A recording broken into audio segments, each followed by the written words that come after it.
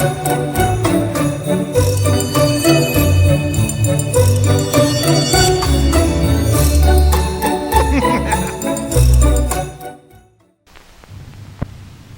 ancient times, all roads led to Rome, but on this warm October morning in the 20th century, all roads lead to the Lone Star State and Dallas, scene of another big Texas state fair. The first fair ever held in this county pounded its tent pegs and hoisted its banners in 1852. But just like today, people from Amarillo to Austin and from Nacogdoches to New York have come to town for the rip-snortin'est round of fun you'll find anywhere in the USA.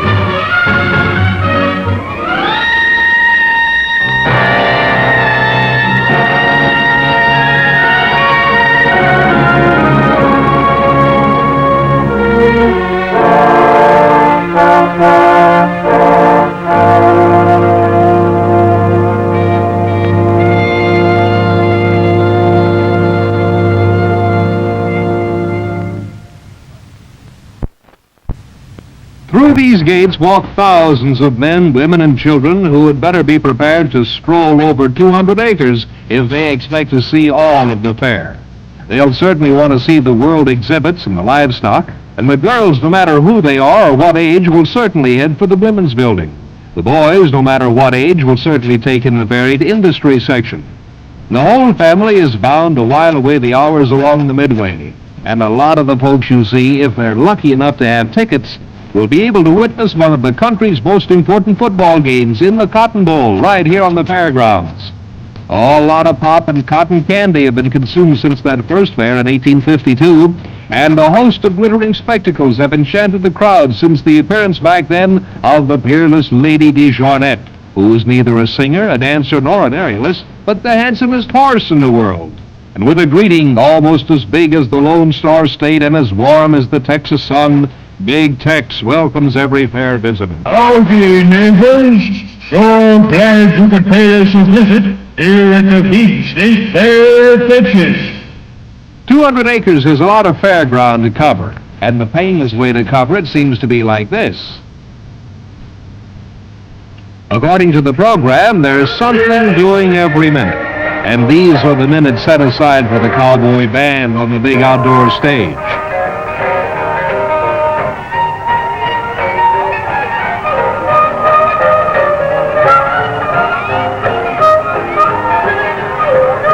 Corn-fed rhythms of those guitars and fiddles are getting through to the crowd.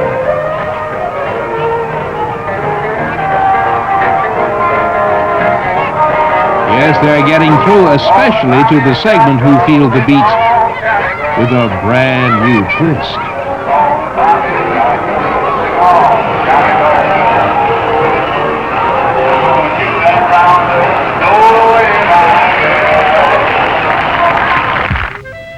A daring young man on a flying trapeze and a daring young lady defying gravity by twirling the afternoon away high in the Texas sky.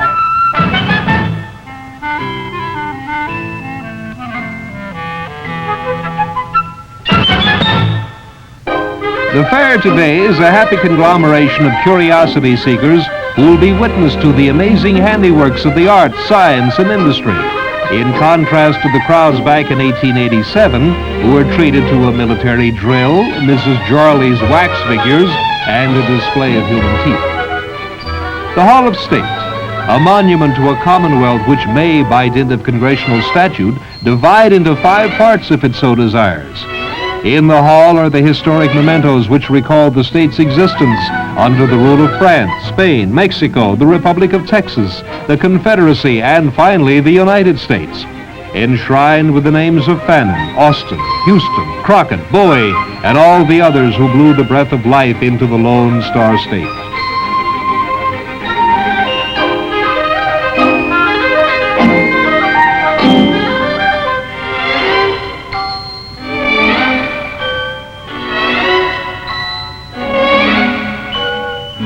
Everything at the State Fair of Texas isn't from Texas. The World Exhibit Building is stocked from wall to wall with the most exotic the world markets have to offer, from canned hearts of palms from the Middle East to a transistorized anything from the Orient.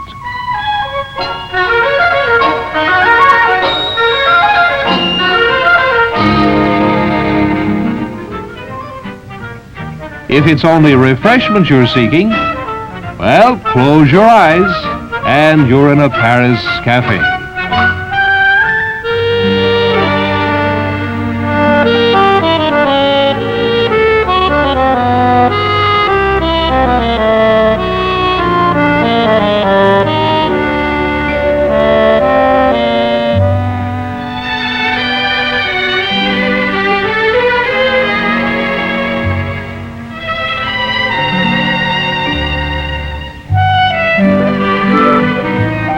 Without leaving the fair, we'll say au revoir to the Seine and wie geht's to the Rhine and das Bierzelt, the beer tent, for a go at the sauerkraut and bratwurst, topped off with Braunschweiger and Hassenpfeffer.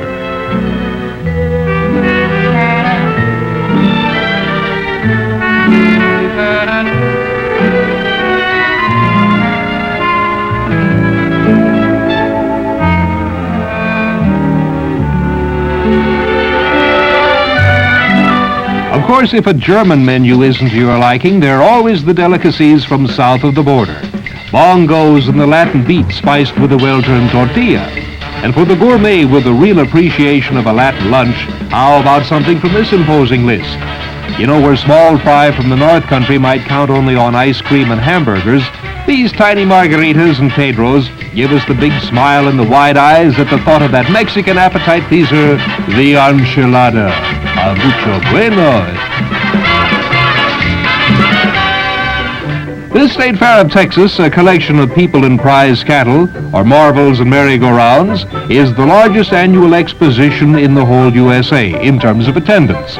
It's the largest state fair in the world, with admissions for one day back in 1960 of 345,394 visitors. And that's believed to be a world's record for a single day attendance at an annual fair.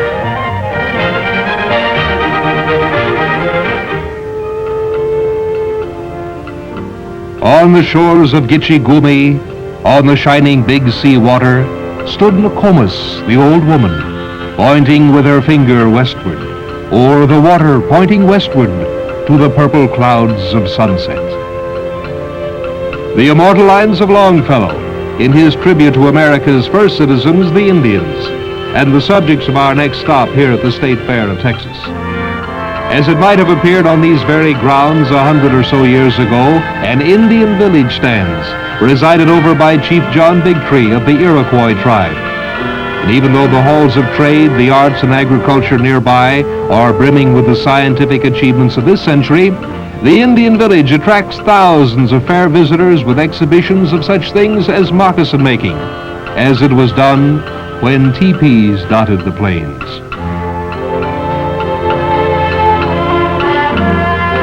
A thousand legends have sprung from the travels of the red men in their birch bark canoes, legends which are still intriguing, especially to those hearing them for the first time.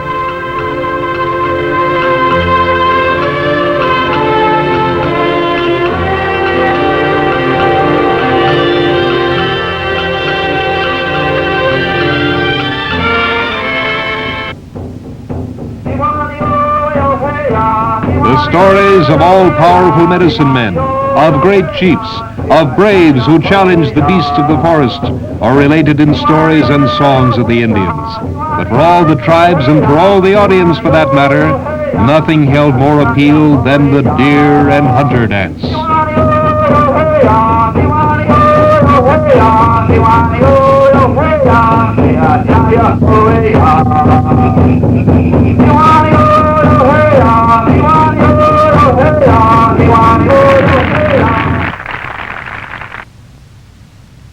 You'd be so interested in the excitement and the folks having fun as they move along the Midway that you'd probably never realize just how much is here. Everything from whips to airplane rides and double Ferris wheels. 20 major rides and 13 for the kiddies.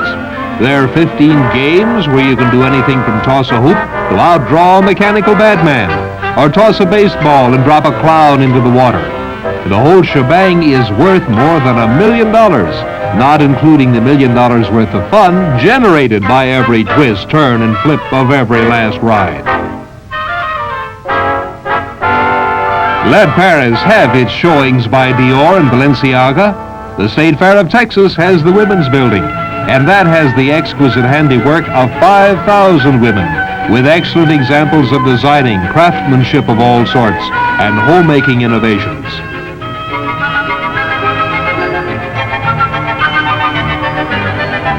Right now, we're attending a Texas showing of chapeaux for mesdames. Hats for the ladies, that is. They're all originals, and they're all handmade. Now, you men may have a few mental reservations about their design, but to the gals, they're hats, and that's a subject which men will never fathom.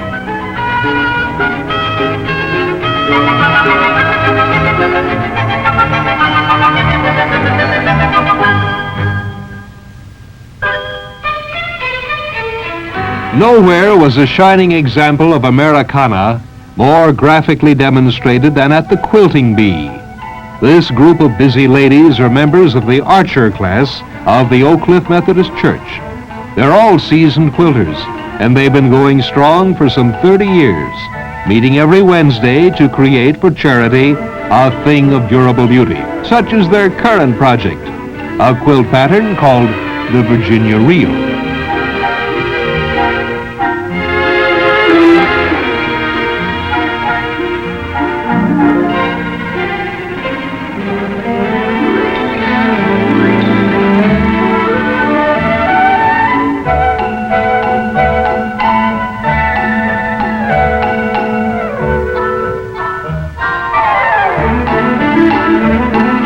Firefighting equipment has come a long way since these early horse-drawn pumpers, belching smoke behind galloping white chargers.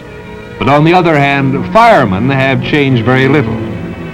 There's still the fearless collection of flame fighters ready to chop their way into a sizzling inferno and rescue both property and people. Most everyone has seen firemen in action. Most everyone has run blocks just for the sight, and the crowds here at the fair were no exception as they stood by completely captivated.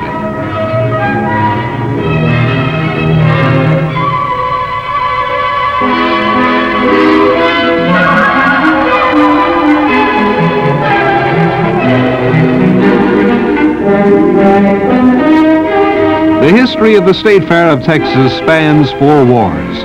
So it's logical that a view of America's military might, such as this airborne Jeep, is not out of place.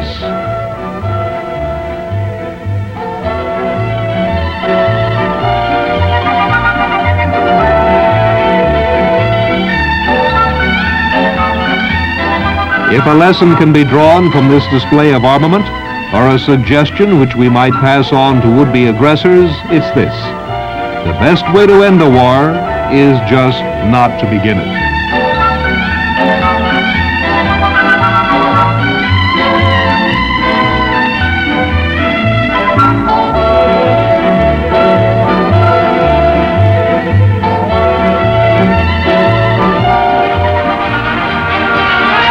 They say that in 1888, the big feature of the fair was Liberati's military band. The conductor was so well known that he was presented with a $4,000 cornet by an appreciative audience. Now, there's not a single cornet of any price to be found in this band, but the audience is just as attentive and just as interested. And even those who didn't like music thought the scenery was fine. Don't you agree?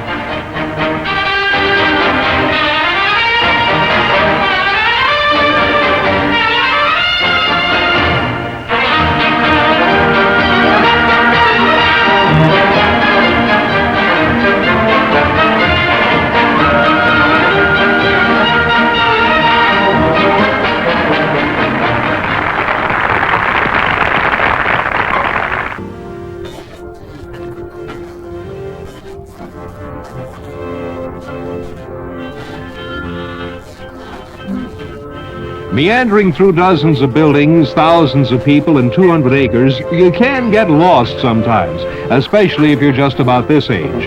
Lucky that policeman happened to come along because he's an expert in knowing where little boys are supposed to be.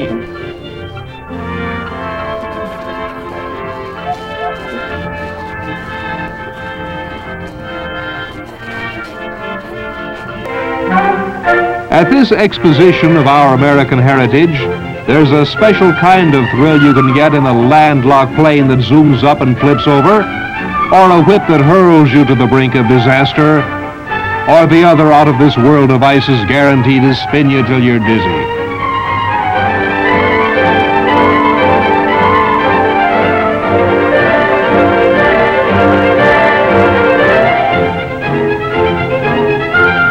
Nothing official, of course, but how else can you prove to your friends that you had a big time at the fair unless you buy a hat?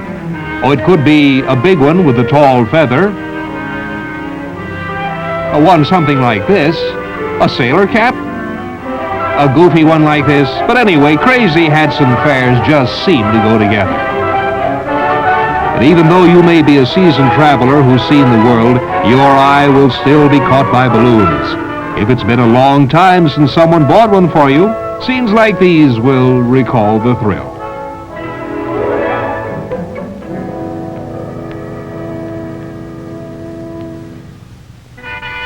During fair days in years gone past, there have been days that were sometimes rainy, sometimes dark, and even days that were chilly. But now it's dry, bright, and hot, with the mercury lingering around 93. And with heat like that, everybody's looking for shade and something cool and wet.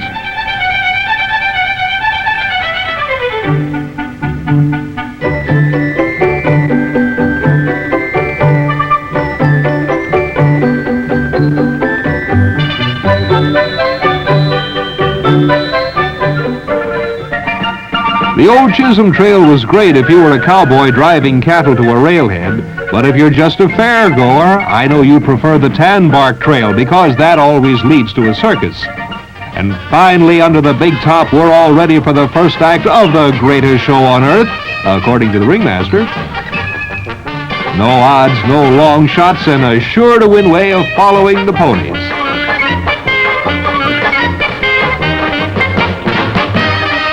If you can recall, or are still in your days of bicycle clips and coaster brakes, try this sometime. You might think this is a precarious way to observe Be Kind to Animals Week, but the cheetah doesn't mind. More fun than a barrel full is a circus ring full of monkeys, whose antics make Mr. Darwin's theory seem more and more frightening.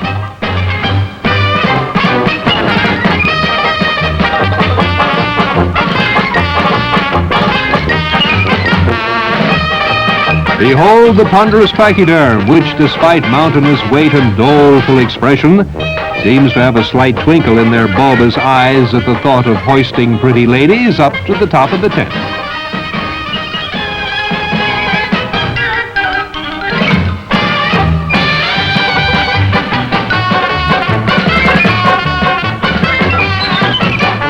Can you imagine a circus without clowns? Well, we certainly couldn't, and no one here at the State Fair of Texas could.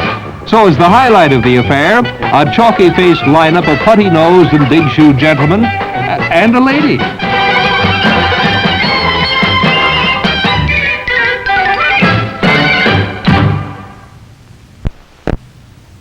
Just a few yards away, loudspeakers are blaring forth with bugles and drums. A calliope is grinding out its monotonous melody to the rhythm of an endless round of painted horses. The whole bizarre symphony of sounds is punctuated with horns, bells, and cattle calls. But it means nothing to those who prefer just to relax and sleep. You know, back in 1956, somebody decided that there must be an easier way to get through a fair crowd than by walking. And so this 1,600-foot monorail was installed to take visitors from the main gate to the entrance of the Cotton Bowl.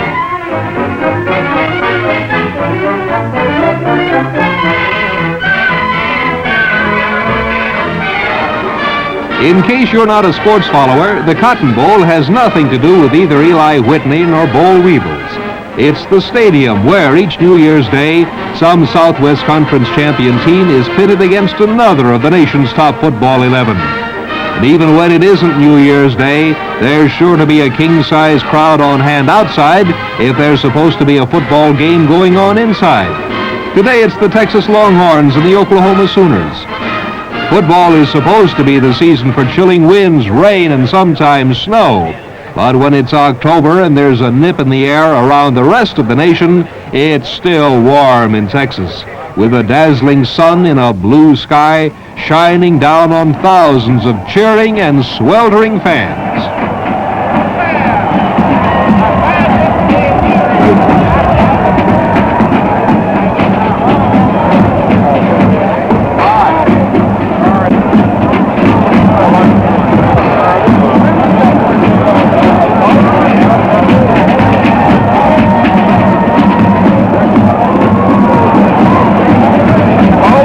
A cheer from the Sooner Boomer fans as the men from Oklahoma take the field. And pandemonium from the rest of the Cotton Bowl as the team from the Lone Star State, the Longhorns, make the scene. The kickoff, and the crowd goes wild watching the power and action of these great teams on the move. You know, it really doesn't matter whether you're in the stands to root for the orange and white or the red and white, or just there as a neutral bystander. You can't help but be swept up in the surge of emotion and the tidal wave of excitement that sweeps down across the Cotton Bowl from bench to bench and from goal to goal.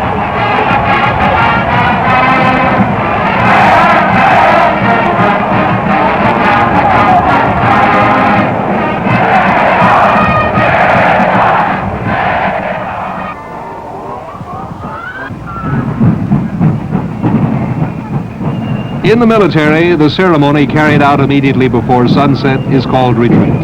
The time for relaxing from the rigorous pursuits of one day and thinking only of the one coming tomorrow. Now, we're used to seeing cowboys in their famous 10-gallon headwear, but who would expect to see the landscape of Texas made even more colorful with colonials in cocked hats, marching along to the sprightly sounds of fife and drum. These are men and women from Deep River, Connecticut, who have come nearly 2,000 miles just to help Texas and her thousands of visitors celebrate. They're dressed in uniforms copied from those worn by Army musicians in 1776. Wearing uniforms here spanning the years of America's history, these men load the cannon for the retreat firing. Although Texas wasn't a part of the original 13 colonies, the same spirit which gave birth to the nation was present in the hearts of the founders of the Lone Star State. And this fair and all the others since the first State Fair of Texas in 1886 have reflected the progress and the dreams of a nation. We have inherited from those dreams the maxim that every age has its problems, by solving which humanity is helped forward. The help and the relentless march forward of the people of the great state of Texas truly designates this fair as an exposition of our American heritage.